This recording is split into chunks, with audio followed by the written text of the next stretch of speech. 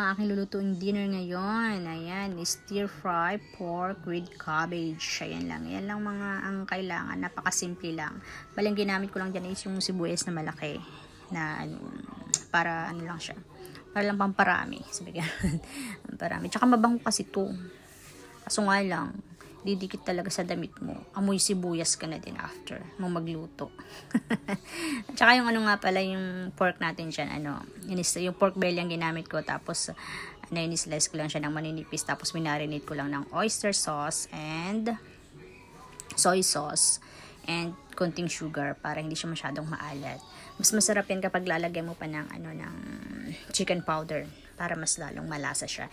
Hindi ko na siya nilagyan ng chicken powder kasi nga bawal sa amin yung maraming seasoning. So, ayan siya. Ganyan lang kasimple. Tapos, gisa-gisa mo lang. Ayan siya.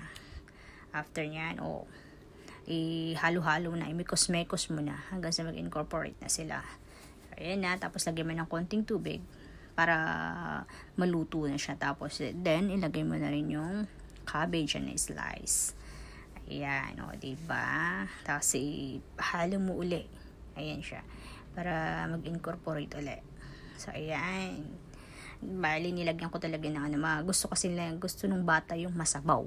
So, ganyan. Lagi ako nagluluto talaga is laging masabaw. So, ayan, tapos na. Bye-bye!